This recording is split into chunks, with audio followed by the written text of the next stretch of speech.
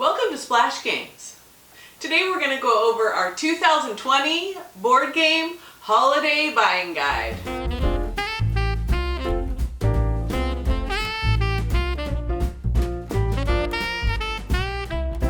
Well, it's that time of the year and we wanted to go through the games that you can buy for your friends and family and yourself during the holidays this year. There are a lot of places to buy these games. These aren't games you'll probably find at Walmart, maybe a few at Target, maybe even more at Barnes & Noble's, but I think the best place to buy these is at Amazon or Miniature Market, which sells board games pretty good deal.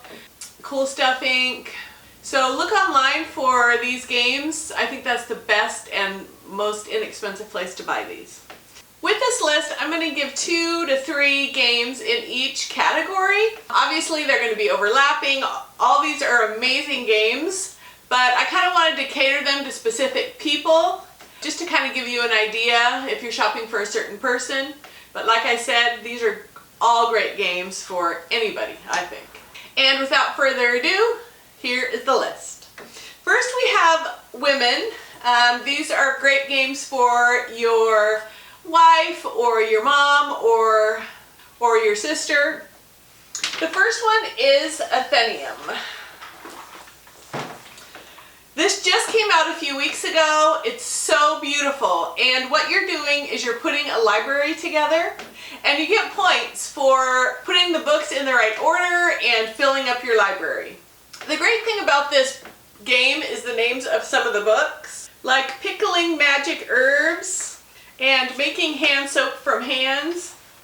The game is just beautiful, and the one thing I especially like about this game is there's no waiting for people's turns. Everybody's kind of going at the same time, and it's just so beautiful. And that's Athenium Mystic Library. The next game I have on the list for women and everybody is Wingspan. It was definitely the best seller of games this last year. It's so beautiful. You're dealing with all birds from North America, and they've just come out with some expansions for European birds and one other area of the world, but the game is beautiful, and we're a little addicted to this, me and my husband, and that's Wingspan. The next gifts I want to talk about are for the men in your life, your husband or boyfriend or dad. The first one is Searching for Planet X. This is Mastermind Extreme. It's a deduction game.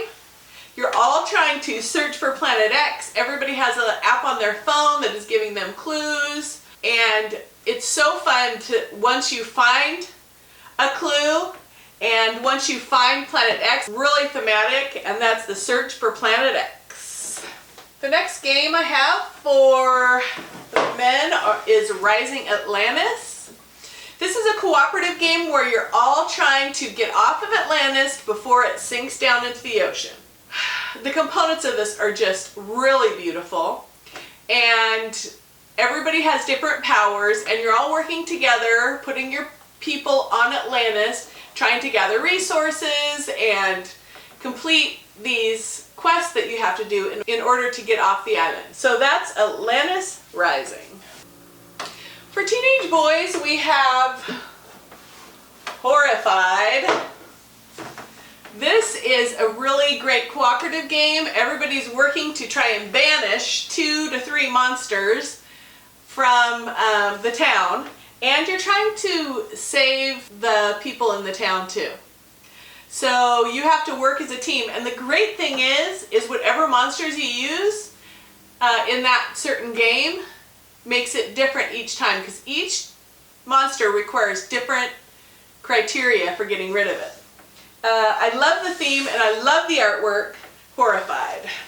The other game my boys have had a lot of fun with this year is Heist. It's a real-time game, so basically you're going to push the button on the box, and the box is going to tell you what to do. You're going to be passing items back and forth and pushing the button. And if you do it well enough and keep organized well enough, then gold pops out the top and you've broken into the safe. It's just a really fun and really fast game. For the teenage girls, I don't know if I would have put this game on my list if it hadn't been my niece. Every time we go over, she's like, "Did you bring Welcome To?"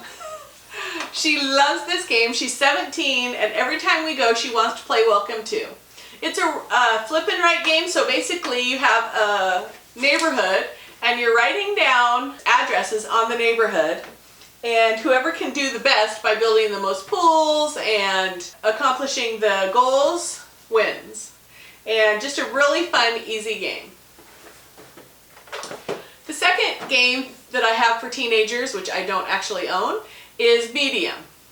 And I'm not sure if you've played a game where two people say a word and then you try and say the same word that relates to it at the same time. We have a similar game on our channel called 1, 2, 3. And it's basically that same kind of game, except it's in a box, which makes it more fun and more competitive. I know that the teenagers really love playing that, so that's Medium. Okay, now we're going to the Tween Girls. The first one I have is Take a No-Go. We actually have this game, but I lent it out to some tween girls, so I don't have it right now. My 13-year-old boy, this is his favorite game.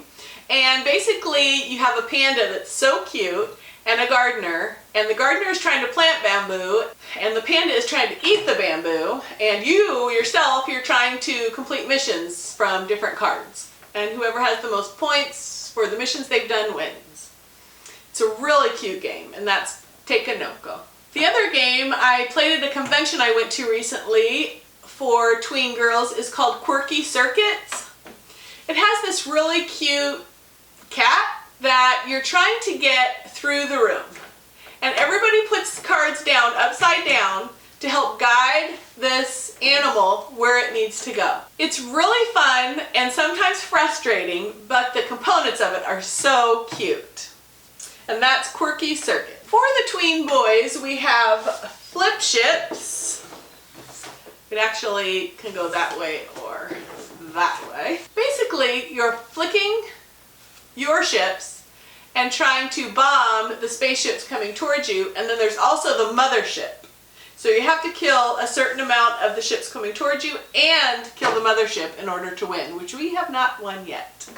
But we've only played it a few times because we just got it, and the kids love it. And there's a lot of cheering because you're all working together. And that's flip ships. The other tween game is another one of my son's favorite. He's 13 and he loves this Dungeon Academy. You are all students trying to go through and kill as many monsters at the academy as you can. And you're drawing a path before the timer runs out to kill as many monsters. And it's really fun, Dungeon Academy. Okay, for the younger boys. The first one I want to recommend is called Last Defense. In this game, you're going to use an app, and it's going to help you with the game, and you'll only have a certain amount of time to defeat the monsters that are attacking the town. The great thing is you don't start with any monsters on the board, you're just trying to find scientists. But the app will tell you, okay, now you have to add this monster to the game. And you're all working together trying to get rid of the monsters from the game. This looks really amazing, and that is Last Defense. The second game I have for younger boys is Slide Quest. It's for ages 7 and up, and it's a dexterity game. Basically, you're trying to guide a knight through all the obstacles, and you're working together trying to avoid all the obstacles and try and get through the kind of maze that it has. And it has a bunch of different levels, so each level will get a little bit harder as you guys work together to try and get the knight where it needs to go. I want to mention a third game in this category because those games were maybe for a little older. I wanted to put at least one 4 and up game in the boys category, and that is My First Castle Panic.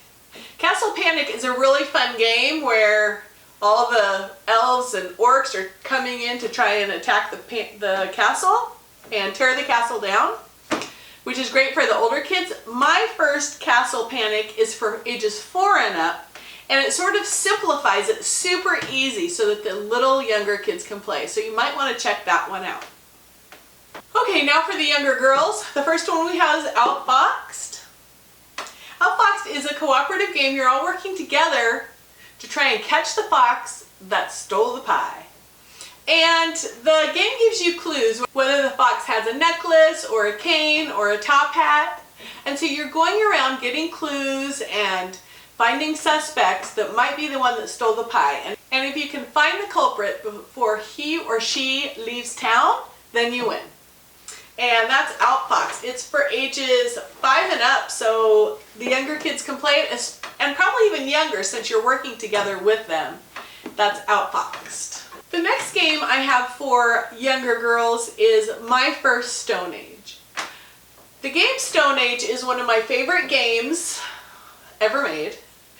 And My First Stone Age is a super simplified version of it, but it's so bulky and cute, and they're trying to get different commodities to make these huts.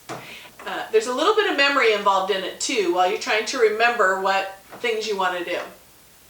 And that is My First Stone Age. Great for girls and boys too. Okay, now we're on to the family games. I have 3 in this category because I know a lot of us are buying games for families that we know. The first one is Quacks of Quedlinburg. Everyone I play this game with buys it. It is so amazing. If you buy an expansion, you could get a 5th player. It's a pressure luck game where you're putting your hand in the bag and hoping not to explode your potion. And then you buy more stuff to put in your bag and more good stuff, so you're getting better and better chances of not exploding your pot. And super fun game, Quacks of Quedlinburg. The next family game is Colt Express. It's great for families, especially because it goes up to 6 players. And basically you're making a train and you're putting your bandit on the train and you're trying to steal as much money as you can. You're avoiding the sheriff and you're avoiding getting punched or shot by other bandits while you're trying to collect your money, and you just don't know what's going to happen this game. You might have a round where you don't get anything, but you might have a great round where you get a bunch of gold and jewels, and that's Colt Express. Best game of the year in 2015. And the last family game, a little less expensive than those others, is Flash 8. If you like those puzzles, you know the plastic ones we used to have where you moved the squares around to make a picture? It's sort of that idea, except everybody has a square with 9 colors in it, and you're trying to move the colors around to make the pattern of a card, and if you're the first one, you grab the card and you get to keep it, and whoever gets the most cards wins the game. And I thought this would be a real cool game. I got it for my son for Christmas, and he likes those kind of games, and he usually wins everybody at those kind of games, so we'll try it out. Flash 8. Okay, party games. First is Just One, which I don't know where ours is. Our teenagers keep taking it, and I don't know where. It's probably our cousins or friends or something right now. I think it's for up to 7 players, 6 or 7 players. And basically you are trying to give clues to one of the players to guess a word. The problem being, if you give a clue that someone else gave, you have to erase them and you can't use it at all. So it's a really fun game trying to decide what clues to give and hopefully not matching someone else. That's Just One. The other game that I'm super excited to play that I got for my kids this Christmas is Wavelength. This game looks so fun. That's the one I'm probably most excited about this year. Basically you have the topics hot and cold, and let's say you said hot chocolate. They would have to move the knob either closer to hot, but probably not as, and then they discuss it like, well, it's not as hot as lava, and it's not as hot as the sun, so it's probably this hot. And then you reveal how many points they get if they got it right from the clue you gave. So it just seems really fun to me because you want your team to guess, and you have to make up a word that goes with that. Like if it says, you know, old and new, you know, you kind of pick a word according to where that is on the scale. So it really just looks like a really amazing party game, and that is Wavelength. Now we're on to stocking stuffers. One of the stocking stuffers I want is a big hot game this year, and it's called The Crew. It's a cooperative trick-taking game, so I love trick-taking games where you play a card and someone else plays one and you try and win usually, and there's trump, but this is a cooperative trick-taking game. you're all working together. How does that work? Well, the level might be, okay, the dealer has to win the 8 of green. And so you're all trying to play your cards so that the dealer wins the 8 of green. Let's say I'm the dealer and I win the 8 of green, then the game's immediately over and you go to the next round. And the next round might say, okay, the dealer wins the 9 of blue and the person next to them has to win the 3 of whatever color. And so it's just going to get more difficult and more difficult each time you play. But oh my gosh, the strategy of it sounds amazing. So I'm hoping to get that in my stocking this year. The other stocking stuffer I wanted to mention, ours is mostly thrashed. All the cards are getting all ruined and the box, we played it so much. I went to our water park with a bunch of people from our church and I just got this out. We were screaming and yelling and oh, it's just such an easy game to play for anyone. And you have to try and read their mind because there's no talking, but you're trying to play cards in order and it is something else. A game everybody should have, the mind. And I think I saw this at Target recently. So I think you could just grab it there. That's the mind. And that's it for our holiday shopping guide. If you have any questions or any other suggestions of games, put them in the comments below. Share this if you like. Make sure to subscribe to our channel. Happy holidays from Splash Games.